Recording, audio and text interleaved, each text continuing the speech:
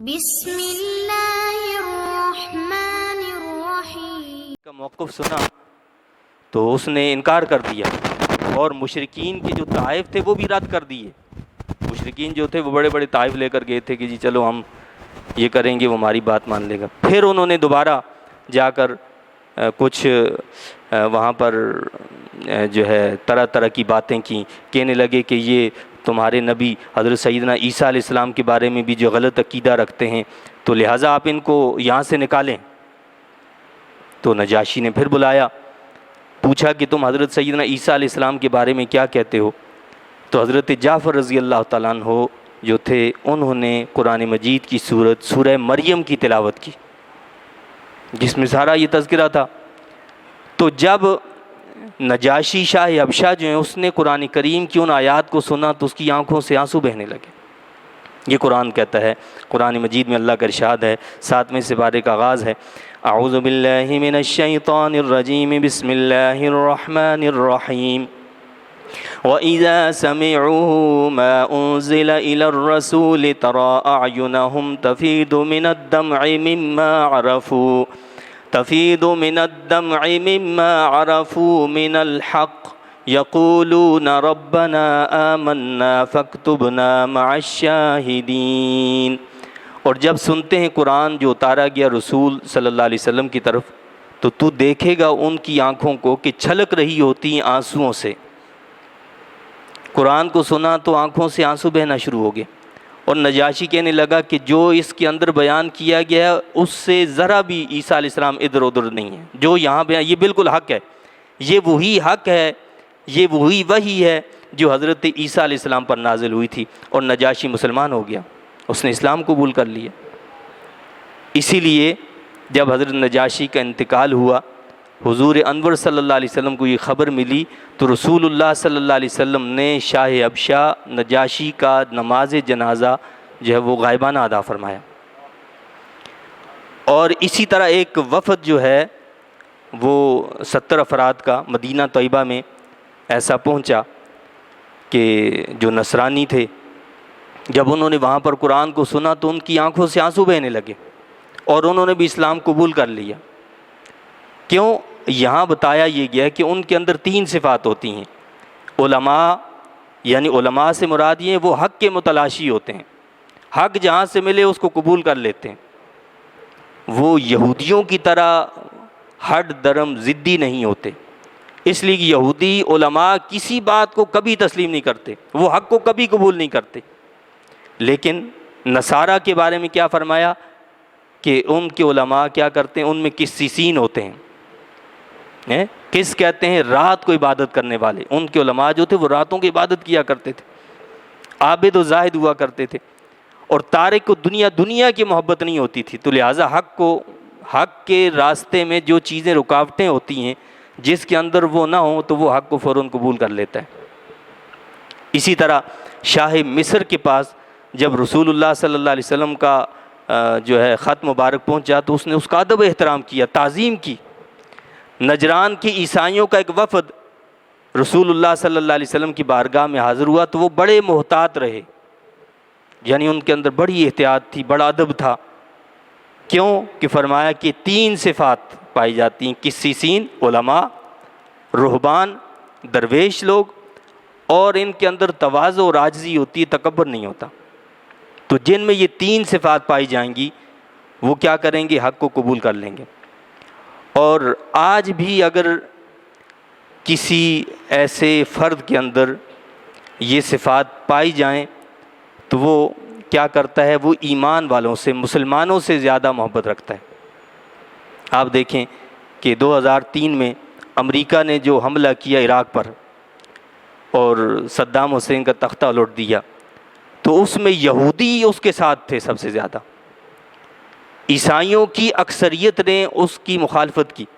چنانچہ امریکہ کے اندر، برطانیہ کے اندر عیسائیوں نے نکل کر جلوس کیے، اقوام متحدہ کے اندر اس کے خلاف آواز اٹھائی کہ یہ صحیح نہیں ہے۔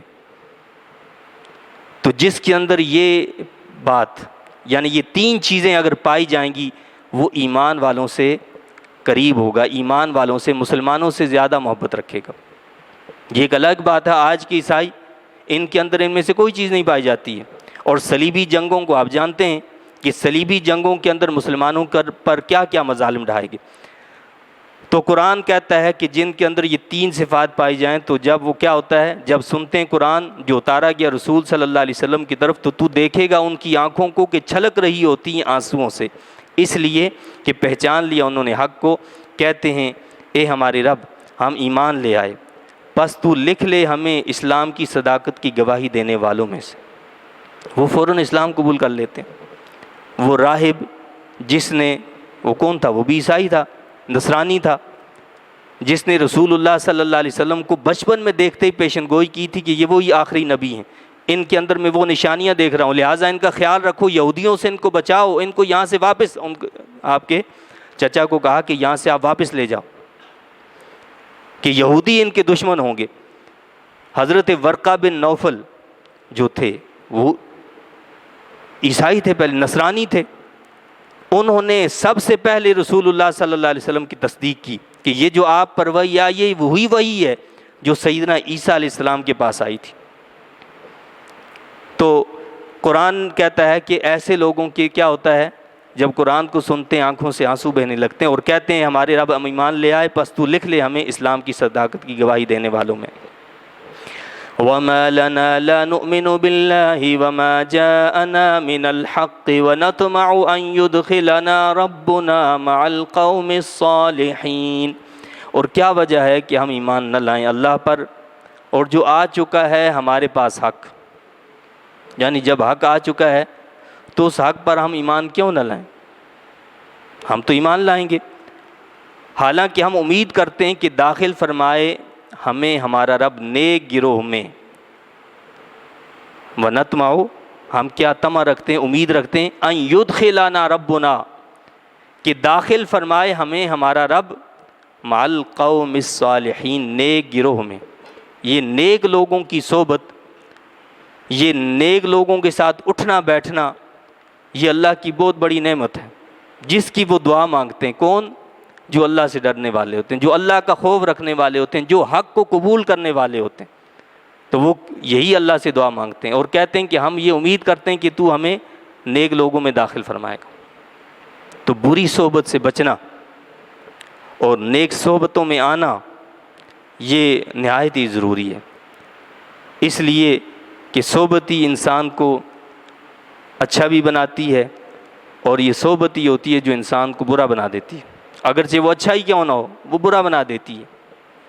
تو ایسے لوگوں کے لیے اللہ نے کیا رکھا ہے؟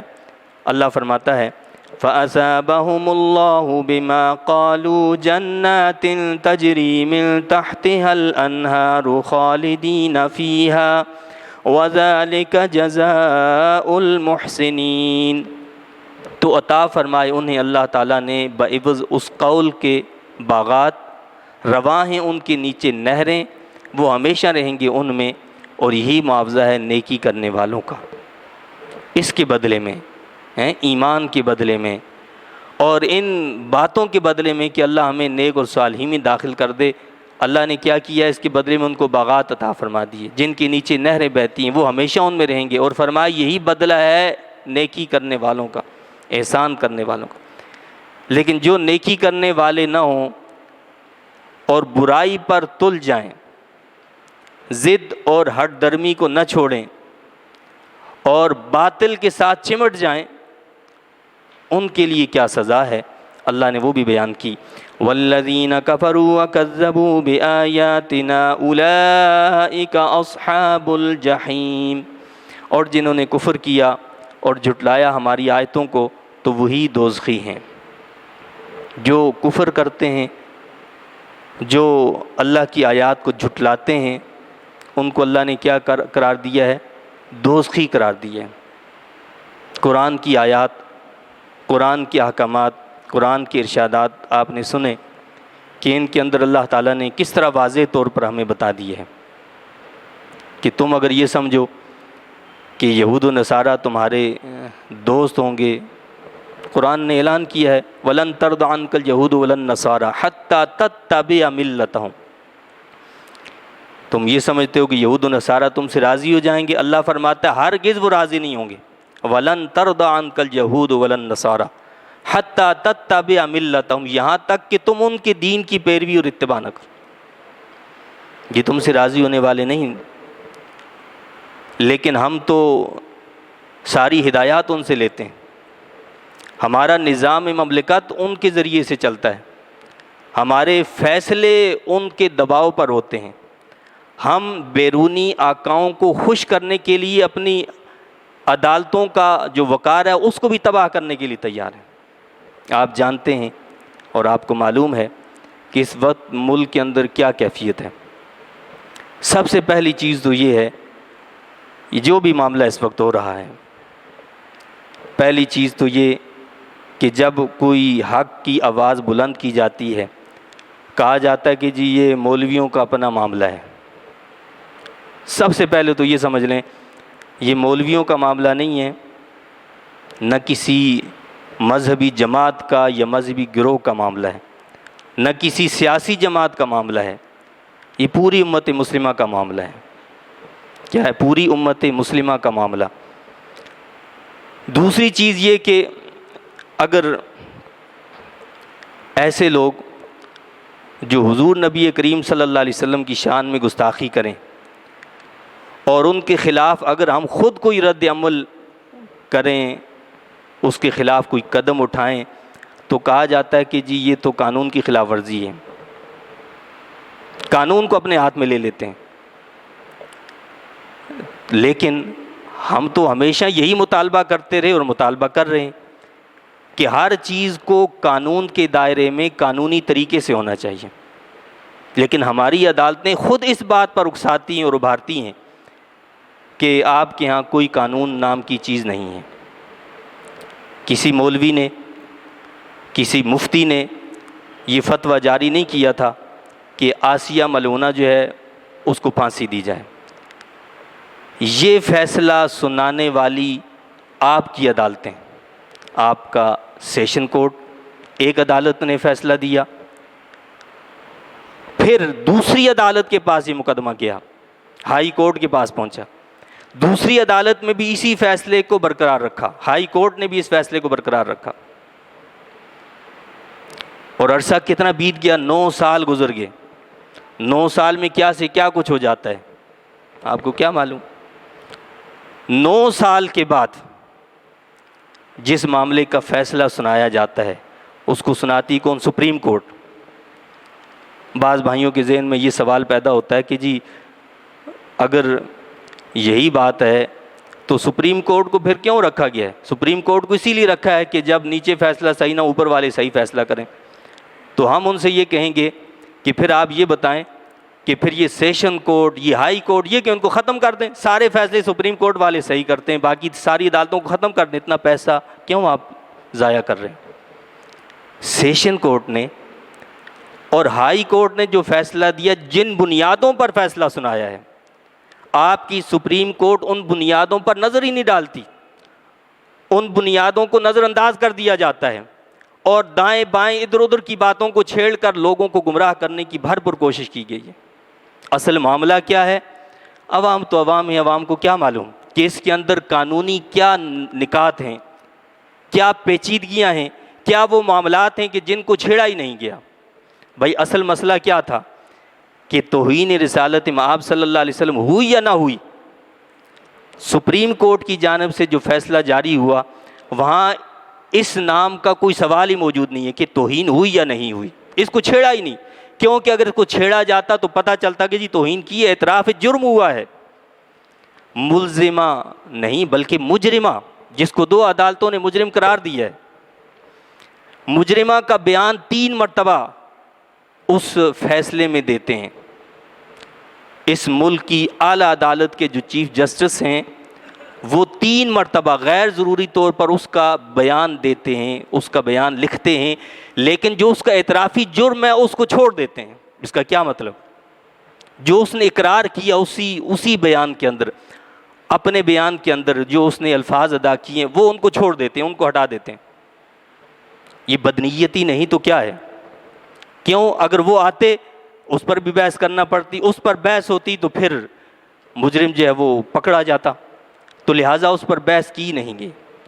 عدالت نے تمام فیصلہ مفروضوں کی بنیاد پر دیا ہے، جس میں ہائی کورٹ کے فیصلے کے جتنے بھی وہاں یعنی باتیں تھیں، جو بنیادیں تھیں، ان کا بالکل جائزہ ہی نہیں لیا گیا۔ بھائی بات تو یہ تھی کہ ہائی کورٹ نے اور سیشن کورٹ نے جن بنیادوں پر فیصلہ دیا تھا ان کو چھیڑا جاتا اور اس پر بحث کی جاتی، لیکن ان کو چھیڑا ہی نہیں گیا، سوال ہی دوسرے کھڑے کر دیے۔ واقعہ کی ایف آئی آر کہتے ہیں کہ جی تاخیر سے درج کر دیجیے، تو لہٰذا ایسا پہلی چیز تو یہ ہے کہ ایف آئی آر درج کرنا یہ لوگوں کی ذمہ داری نہیں، یہ تو پولیس کی ذمہ داری ہے، اور اس کی ذمہ دار خود پولیس ہے۔ پولیس خود اس میں تاخیری حربے جب اختیار کرے تو آپ کیا کر سکتے ہیں؟ اس کا میں خود گواہ ہوں۔ ایک مرتبہ کا واقعہ ہے، غالباً 87 کی بات ہے، اسی کراچی کے اندر ایک مسجد میں کوئی ایسا معاملہ ہو گیا، جھگڑا ہو گیا، وہاں پر کچھ لوگ قبضہ کرنے کے لیے آ گئے، ان میں ہم بھی موجود تھے، انہوں نے لاٹھی چلائی، مارا پیٹا۔ ہم لوگ جو ہے بولٹن مارکیٹ کے پاس جو تھانہ ہے وہاں پر پہنچے، رات کا وقت تھا، تو ہم نے کہا کہ بھائی ایف آئی آر درج کریں، تو ایف آئی آر درج کرنے کے لیے تیار ہی نہیں ہے۔ اللہ تعالیٰ غریق رحمت کرے طارق محبوب کو، جو اے این آئی کے لیڈر تھے، وہ بڑے بہادر شخص تھے، انہوں نے وہاں تھانے میں جو کچھ بھی کرنا تھا وہ انہوں نے سب کچھ کیا، لیکن ان کی بات کو نہیں مانا گیا، ایف آئی آر درج نہیں ہوئی، یہاں تک کہ علامہ شاہ تراب الحق قادری رحمۃ اللہ علیہ وہ تشریف لے آئے، ان کے آنے کے بعد بھی کافی دیر کے بعد پھر انہوں نے ایف آئی آر درج کی، یعنی اتنا ہجوم کے بعد، اتنا دباؤ کے بعد بھی ایف آئی آر درج کرنے کے لیے تیار نہیں۔ یہ قصور آپ کے عدالتوں کا ہے، یہ آپ کے قانون کا ہے، نہ کہ یہ بتانے والوں کا قصور ہے۔ پھر پولیس خود کہتی ہے کہ جی ایسے معاملات کو ہم فوری طور پر ایف آئی آر اس کی درج نہیں کرتے، اور پھر خصوصاً جو معاملہ اقلیتوں کا ہو تو اس کو ہم نہیں کرتے، حالانکہ ہمارے پاس یہ اختیار نہیں ہے کہ ہم اس کی انویسٹیگیشن خود سے کریں، لیکن اس کے باوجود ہم اپنے طور پر انویسٹیگیشن کرتے ہیں، پہلے تفتیش کرتے ہیں، اس کے بعد پھر اس کو درج کرتے ہیں۔ تو یہ ان کا معاملہ ہے۔ تو اگر اس کو مان بھی لیا جائے کہ واقعہ کی ایف آئی آر تاخیر سے ہوئی، تو اس کا یہ مطلب تو نہیں ہے کہ ملزم بے گناہ ہے۔ بھائی اس کا مطلب تو یہ نہیں ہوتا کہ وہ بے گناہ ہے، اس کا گناہ، اس کا جرم تو اپنی جگہ پر موجود ہے۔ فیصلے میں مجرمہ کی جانب سے توہین رسالت کے جرم کو کسی جگہ بھی نہیں جھٹلایا گیا، کسی جگہ بھی اس نے یہ نہیں کہا کہ میں نے ایسے کلمات، ایسے الفاظ نہیں کہے، بلکہ عدالت نے خود کہا کہ ہم نے ٹیکنیکل بنیادوں پر فیصلہ کیا ہے۔ یہ اس فیصلے کے اندر لکھا ہے کہ یہ ٹیکنیکل بنیادوں پر فیصلہ کیا گیا، حقائق پر نہیں کیا گیا۔ حقائق پر ہوتا تو سزا وہی ہوتی جو ہائی کورٹ نے دی تھی، جو سیشن کورٹ نے دی تھی، یہاں تو حقائق کو نظر انداز کر دیا گیا اور ٹیکنیکل بنیادوں پر فیصلہ سنایا گیا۔ یہ کہاں کا اصول ہے کہ جہاں حرمت رسول صلی اللہ علیہ وسلم کی بات ہو وہاں ٹیکنیکل بنیادوں پر آپ فیصلے سنائیں، اور اگر میں آپ کی ماں، بہن، بیٹی کو گالی دوں تو وہاں آپ جو ہے دوسری جگہ پر آ جائیں۔ اگر میں چیف جسٹس صاحب کی ماں بہن کو گالیاں دے دوں تو پھر آپ بتائیے کیا ہوتا ہے۔ اور رسول اللہ صلی اللہ علیہ وسلم کی شان میں اگر کوئی زبان درازی کرے، کوئی گستاخی کرے، وہاں پر تحمل، برداشت اور نہ جانے کیا کیا کلمات آ جاتے ہیں۔ ہم امن والے لوگ ہیں، ہم جنگ و جدال والے لوگ نہیں ہیں، ہم سیاسی لوگ نہیں ہیں، بلکہ ہم باغیرت لوگ ہیں، بے غیرت نہیں ہیں۔ ہمارے اندر الحمدللہ ایمانی حمیت موجود ہے، پاکستانی عوام کے اندر وہ ایمانی غیرت موجود ہے جو حکمرانوں کے اندر ہونی چاہیے تھی۔ اس لیے ہر وہ مسلم جو رسول اللہ صلی اللہ علیہ وسلم کو اپنا نبی مانتا ہے وہ اس وقت دل برداشتہ ہے کہ جو فیصلہ جن بنیادوں پر سنایا گیا وہ بنیادیں غلط ہیں، اور ایک مجرمہ کو جو ہے جس کی سزا خود ان کی عدالتوں نے پھانسی سزا سنائی، اس کو بیرونی آقاؤں کو خوش کرنے کے لیے ملک سے ہی بھیجا جا رہا ہے۔ آخر کیا بات ہے، ایک ایسی خاتون جو کھیتوں میں کام کرنے والی ہے، پھال سے چننے والی ہے، اس کے لیے امریکہ، برطانیہ کے پوپ بھی بول رہے ہیں، اور پوری جرمنی اور یہ سارے ملک بول رہے ہیں کہ جی آپ اس کو چھوڑیں، آپ اس کو آزاد کریں، آپ یہ کریں، وہ سارے کھڑے ہیں سر پر۔ کیا بات ہے، آخر کوئی وجہ ہے نا. تو بات یہ ہے کہ یہ فیصلہ جو ہے دو جو ہیں کورٹ جو ہیں انہوں نے دیا ہے اور انہوں نے اس کو سزائے موت کی پھانسی دی ہے. اس لیے ہم یہی کہتے ہیں کہ یہاں مولویوں نے فیصلہ نہیں کیا ہے بلکہ عدالتوں نے فیصلہ کیا. آپ عدالتوں کے فیصلے کا احترام کریں. اور غالباً ہمارے چیف جسٹس صاحبان اور ہماری سپریم کورٹ یہ سمجھتی ہے کہ شاید ان سے زیادہ کوئی جاننے والا ہی نہیں ہے. اور وہ علم کے ایسے پہاڑ ہیں کہ جس کا اندازہ آپ اس بات سے لگائیں کہ سپریم کورٹ کا نہایت ہی محتاط فیصلہ یہ جو آیا، جو 31 اکتوبر کو آیا، اس کے اندر ان علم کے پہاڑوں نے لکھا ہے آسیہ. آسیہ کا مطلب کیا لکھا ہے؟ آسیہ وہاں اردو میں لکھا ہے الف مد آ اور سین سے لکھا ہے کہ جی اس کا مطلب عربی زبان کے اندر گناہگار ہوتا ہے. ان علم کے پہاڑوں کو اتنا پتہ نہیں ہے کہ آسیہ کا یہ مطلب نہیں ہوتا، وہ آسیہ کا مطلب ہوتا ہے. وہ عین الف آ اور صاد سے جو آسیہ آتا ہے اس کا مطلب گناہگار ہوتا ہے. یہ تو وہ علم کے پہاڑ ہیں جو فیصلے سنانے والے ہیں، جو سپریم کورٹ میں بیٹھے ہیں، جو چیف جسٹس ہیں. اور سب سے مین اور اہم بات جو اس فیصلے میں ہے وہ یہ ہے کہ ممتاز قادری شہید رحمۃ اللہ علیہ کو جو سزائے موت دی گئی، اس سزائے موت کو سنانے کے بعد آصف سعید کھوسا جو اس بینچ میں موجود تھے، جسٹس آصف سعید کھوسا، اس کا مقدمے کی سماعت کرنا اس فیصلے کی صحت پر ایک سوالیہ نشان ہے. یعنی ممتاز قادری شہید رحمۃ اللہ علیہ کو سزائے موت کی جو سزا سنانے والے ہیں ان میں ایک شخص آصف سعید کھوسا ہے. اس نے فیصلہ دیا تھا پھانسی کی سزا سنانے کا ممتاز قادری شہید رحمۃ اللہ علیہ کو، کیونکہ آسیہ کو اگر سزائے موت دی جاتی تو پھر یہ سوال اٹھنا لازم تھا کہ سلمان تاثیر غلط تھا اور ایک مجرمہ کو تحفظ دے رہا تھا، اور پھر یہ سوال پیدا ہوتا کہ ایک گستاخوں کو بچانے والا خود گستاخ ہے. اس کا نتیجہ یہ نکلتا کہ جسٹس کھوسا نے ممتاز قادری کو غلط سزا سنائی ہے. اس لیے کھوسا صاحب جو ہیں اور ان کے کھوسا والے کسی بھی بینچ سے یہ کیسے توقع کی جا سکتی ہے کہ وہ ملزمہ کو سزا دے کر اپنے پہلے فیصلے پر از خود ہی شکوک پیدا کریں. لہٰذا انہوں نے شکوک کچھ بات پیدا ہی نہیں کرنے تھے. ایسے شخص کو اس بینچ میں شامل کرنا ہی غلط تھا. اور قانونی طور پر، یعنی آپ کا قانون کہتا ہے، قانونی طور پر جب کبھی ایسے مفادات کے ٹکراؤ کی صورتحال ہو تو جج کو ایسا کیس سماعت کرنا مس کنڈکٹ کے زمرے میں آتا ہے. وہ مس کنڈکٹ کے زمرے میں آتا ہے اور ایسے فیصلوں کی کوئی قانونی حیثیت نہیں ہوا کرتی کہ اگر ایسے ہی شخص کو شامل کر دیا جائے اور اسی سے فیصلہ کروایا جائے تو وہ مس کنڈکٹ فیصلے ہیں، ان کی کوئی قانونی حیثیت اور وقت نہیں ہوا کرتی. اسی طرح یہ اعتراض اٹھایا گیا ہے کہ جی 25 سے 30 افراد وہاں پر موجود تھے جب یہ معاملہ ہوا، جہاں پر بھی یہ واقعہ ہوا تو وہاں 25-30 افراد تھے. ان میں سے صرف 7 گواہ پیش کیے گئے، ان میں سے 7 گواہ پیش کیے گئے. تو چیف جسٹس صاحبان کیا یہ بتا سکتے ہیں کہ ان کے قانون سے ہم پوچھتے ہیں، ان کا قانون بتا دے کہ ان کے قانون میں کہیں پر بھی یہ تقاضا کیا گیا ہو کہ جہاں پر کوئی واقعہ رونما وہاں کے سارے لوگوں کو لانا ضروری ہے، وہاں کے سارے لوگوں کو لانا ضروری ہے. یہ کہیں پر بھی قانون موجود نہیں ہے. تو قانون کا کہیں بھی یہ تقاضا نہیں ہے کہ کسی وقوع پر موجود سب لوگوں کو بطور گواہ پیش کیا جائے. 7 لوگوں نے گواہی دی ہے بھائی، اس سے بڑی کیا بات ہو.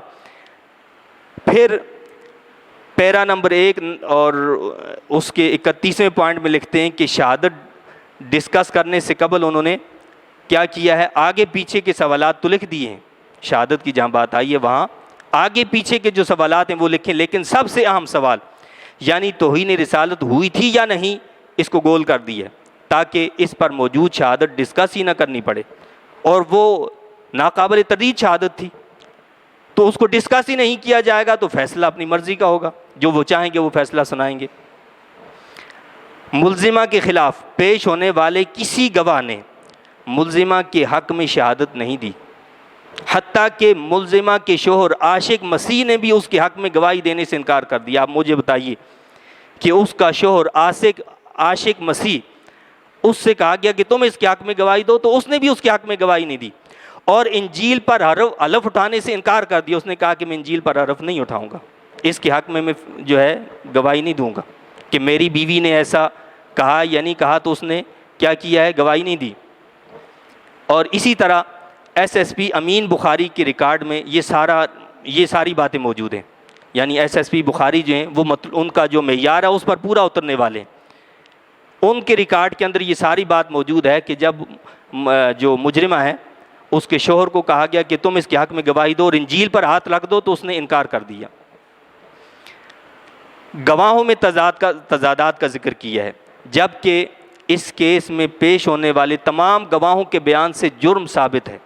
اصل بات تو یہ تھی کہ جو بات وہ کہنا چاہ رہے اس میں سب متفق ہیں، اور خود مجرمہ بھی اپنے جرم سے انکاری نہیں ہے اور اپنے اعترافی بیان کو تسلیم بھی کرتی ہے. تمام گواہوں کا اصل کیس میں موقف کلی طور پر یکساں رہا ہے، سب نے مجرمہ کے الفاظ دہرائے ہیں. باقی دائیں بائیں کی باتیں، بھائی آپ یہاں پر کتنے لوگ بیٹھے ہیں؟ میں نے کہا کہ جی یہاں 200 لوگ بیٹھے ہیں. دوسرے کسی سے آپ پوچھیں گے وہ کہیں گے 400 لوگ بیٹھے ہیں. یہ تو ہمارے انداز احتیاط ہو سکتے ہیں، مختلف ہو سکتے ہیں. کوئی ہم گنتے تو نہیں ہے کہ گنتی کریں گے جی یہاں کتنے لوگ ہیں. اب دائیں بائیں کے الٹے سیدھے تو سوالات کیے ہیں کہ جی وہاں کتنے تھے، کسی نے کہا کہ 1000 تھے، کسی نے کہا کہ 2000 تھے، کسی نے کہا 500 تھے، کسی نے کچھ کہا. یہ تو اندازے وہ الگ ہیں. اصل آپ بات دیکھیں کہ گستاخی توہین ہوئی یا نہیں، اس پر تو آپ کو یہ سوال ہی نہیں اٹھا رہے. مجرمہ نے عدالت میں اپنے حق میں کوئی موقع کا گواہ بھی پیش نہیں کیا. یعنی اتنے لوگوں میں سے وہاں پر اگر 200 لوگ تھے یا 30 لوگ تھے یا 35 لوگ تھے یا پورا علاقہ تھا، گاؤں تھا جہاں وہ شروع سے رہ رہے ہیں، پاکستان کے بننے سے وہیں پر رہ رہے ہیں، تو پورے گاؤں میں پورے علاقے میں کوئی ایک بندہ بھی نہیں تھا کہ وہ اپنی گواہی میں پیش کرتی کسی کو.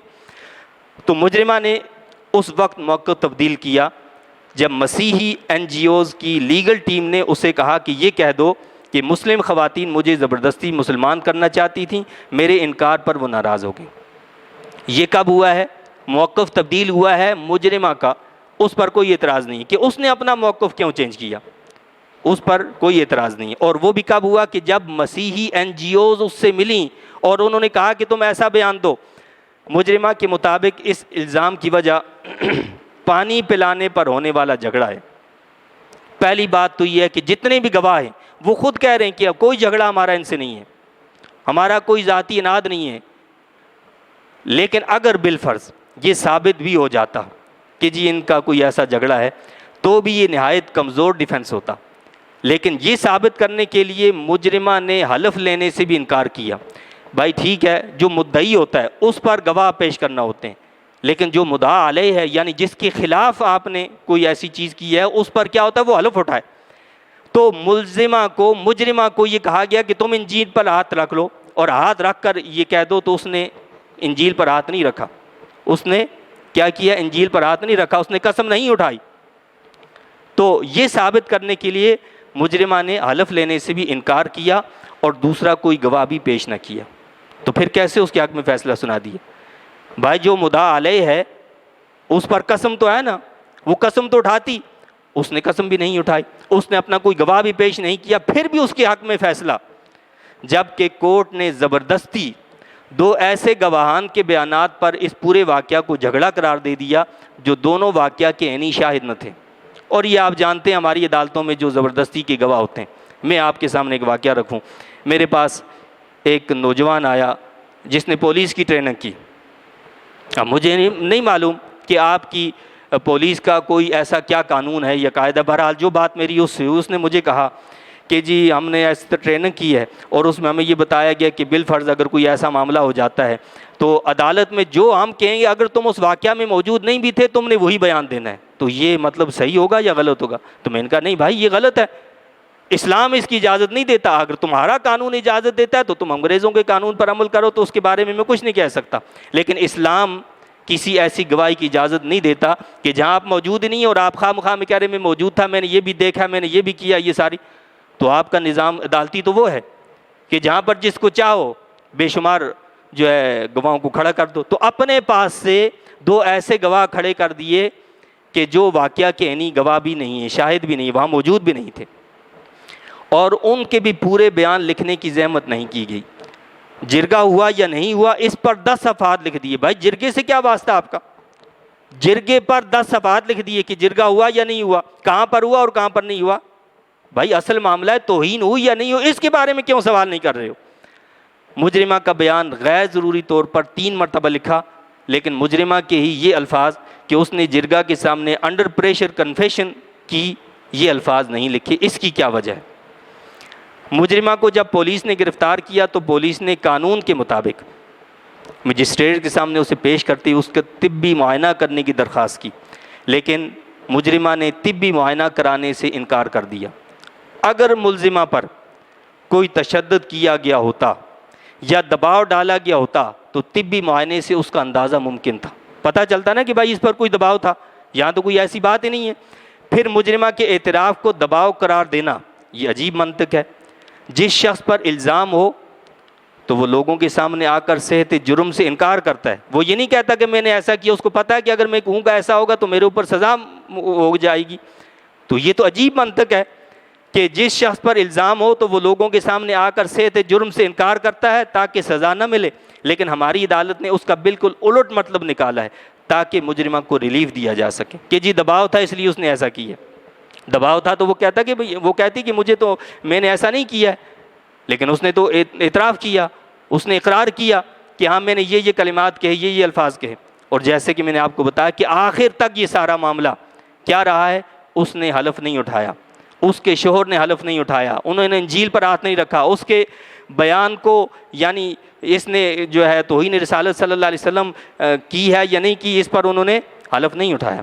تمام ان معاملات کے باوجود پھر یہ کہنا کہ سپریم کورٹ کا فیصلہ وہ قبول کرنا چاہیے, اور وقت کے وہ حکمران جو اپنے سے پہلے حکمرانوں کو بادشاہ قرار دیتے تھے خود فرعون بن کر آگے اور دھمکیاں دینے لگے, یہ کہاں کا طریقہ ہے بھائی عوام کے ساتھ, اور وہ بھی تحفظ ناموس رسالت مآب صلی اللہ علیہ وسلم پر ایسا لہجہ اور طریقہ اختیار کرنا, یہ تو بالکل فرعونی انداز ہے. جو الفاظ ہمارے وزیر اعظم نے ادا کیے بالکل بعین ہی یہی الفاظ فرعون نے ادا کیے. قرآن میں موجود ہے سورہ شعراء کے اندر, انہا اولئک لشرذمۃ قلیلون.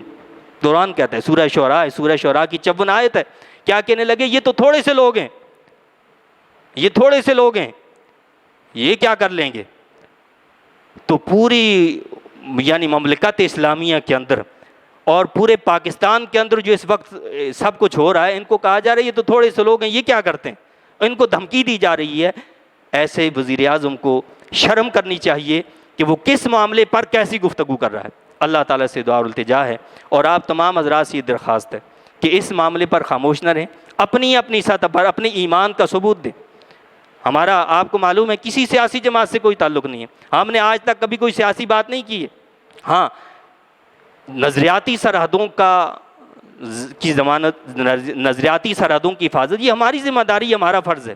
جس طرح فوج کا فرض یہ ہے کہ وہ ہماری جو سرحدیں ملک کی ان کی حفاظت کرے, تو نظریاتی سرحدوں کی حفاظت کرنا یہ علماء کی ذمہ داری. اگر علماء اس نظریاتی سرحدوں کی حفاظت نہیں کریں گے وہ اللہ کے یہاں مجرم ہوں گے.